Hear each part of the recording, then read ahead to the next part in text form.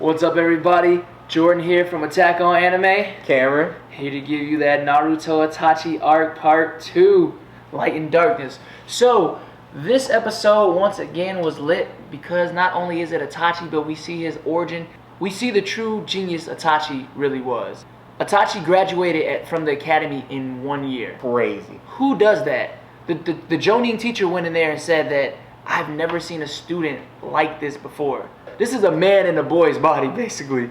This man is a genius.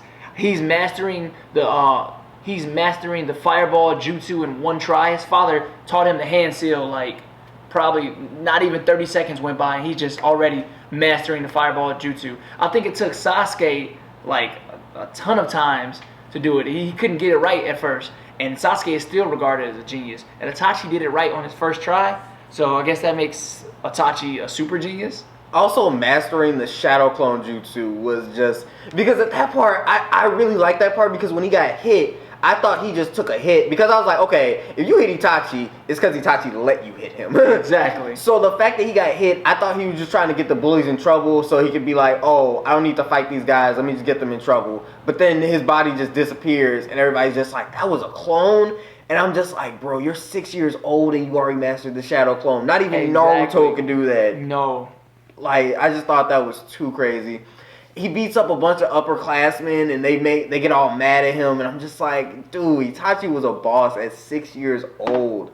I also like the pacing of this episode. I like the pacing of this filler in general, because like I thought they were gonna spend like the first like few minutes on the whole QB attack, but they were just like, no, you see the QB attacking a few times, you see the end result, and then we get to like the fourth Hokage's funeral, and I was just like, good job, anime. Exactly. Like usually Naruto filler takes like a lot of time on wasting it on pointless stuff that we've either already seen or already heard about 1,000 times. But this was just like, nope, quick to the point, let's go. And I also like that we start to see the seeds of mistrust starting to be sown between the Uchiha and the Leaf Village.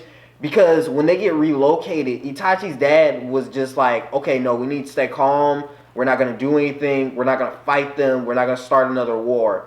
But then even Itachi's dad is starting to realize, like, they don't trust us. Because when they get moved, he starts to look around and he's just like, okay, you can literally see us from the entire village. Like, all the high points of the village, you can see this one training ground. So we're being put in a place where we're being watched, like, indefinitely at all times because they don't trust us. And that just creates hostility within the village itself. They're supposed to be the police force. They're supposed to protect over the village. And now you put them into the furthest spot from the village? Yeah. Anytime they start to ask for like more say in something, or they're just like, no, the police force needs to be here. And they're not like, no, you need to be here, like off to the side. Like, you don't need to be like, even Danzo was like, that's what we have the Anbu for. And I feel like Itachi's dad got really mad at that, because he's just like, so you're gonna trust Danzo, this shady person, over like Uchihas who have been like down to protect you this entire time. And the thing about it, what made it even worse was one of the Uchihas had mentioned, this reminds me of the second Hokage's era, and we already know the bad blood between the second Hokage and the Uchihas. Yeah. He was technically racist against the Uchiha. Dude, he wanted to kill them. If it was not for the first Hokage asking him to not slaughter them, the Uchihas wouldn't even, there'd be no Itachi, there'd be no Sasuke. Like, they would have been gone. There'd be no instantly. Madara. No, there'd be nothing. There'd be none of that. Like, Obito would have been dead. All of them would have been just straight up dead. Exactly.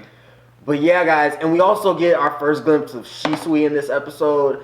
And what I loved about seeing Shisui, even though it's for a quick few seconds, we start to see the camaraderie between him and Itachi start over one question. And Itachi asks him, why does fighting have to happen? Like, when will it stop? Like, is it even possible for it to be stopped? And Shisui says, if it is, then I want to get to that answer. So you start to see why these two work so well together, because they have the same philosophy on life.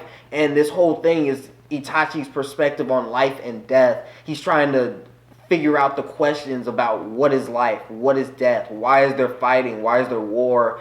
And him and Shisui just link up on, okay, we want violence to stop, and we're going to do it by any means necessary. So you're starting to see the road of why Itachi took steps that he did, and eventually leading up to him slaughtering his whole clan, which I have my thoughts on why eventually he'll do that. Exactly. And I like the fact that both of them are on the same page. And they're both, to be so young, they're very perceptive as well. They're both natural geniuses. I mean, the Uchiha breeds some pretty fine ninja, if I do say so myself. Like, they have some exceptional ninjas that are ahead of their time. I mean, Shisui has to be no older than maybe 12 at best. And Itachi, we know, is like 6, 7 years old.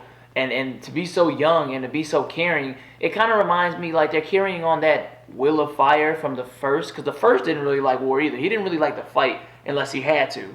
Yeah, but yeah, guys, this episode actually ended with the teams about to be announced, and I'm actually really excited to see how Itachi's team was, because we know he's gonna be like the top tier of whatever team he's put on. So to see like Itachi's version of Team 7 is going to be interesting. I'm already predicting that girl who's been like pretty much following him around is going to be on his team, and she's going to, I hope she's not, I was about to say Sakura. See, I was about to say she's about to be the Sakura of this group, but I take that back because I hope she's not a Sakura, because in my opinion, Sakura is useless. Whoever likes Sakura out there, I'm sorry if I offended you, but Sakura is useless. Exactly. Now, I want to see, I know that he probably doesn't have one, but I wonder if Itachi has a rival outside of Shisui. I would like to see that kind of Naruto, Sasuke, Rock Lee versus Neji type of thing.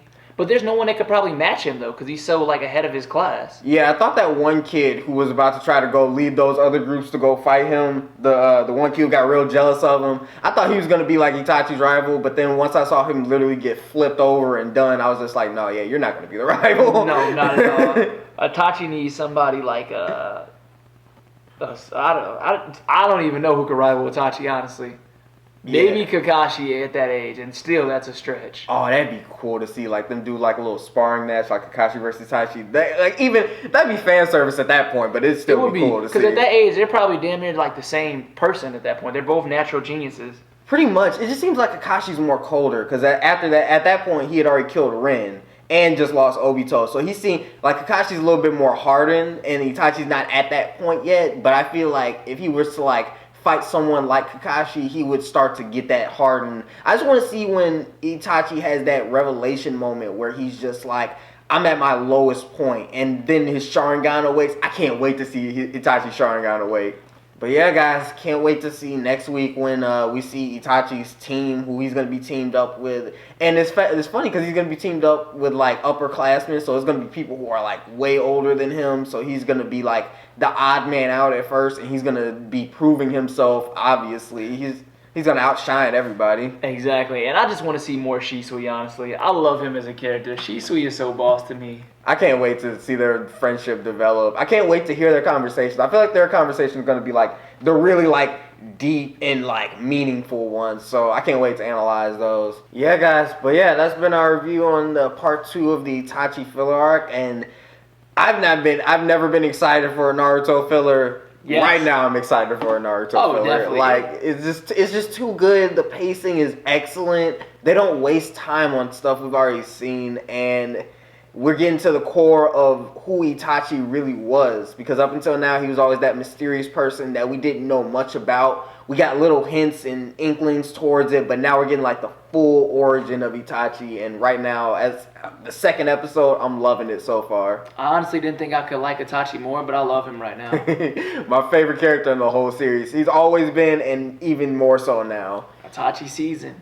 But no, yeah, guys. But that's been our review on it. Don't forget to like, comment, and subscribe. Let us know what you've been thinking on it. Some predictions. Anything you want to let us know, just let us know down in the comments below. But until next time, peace. Sayonara.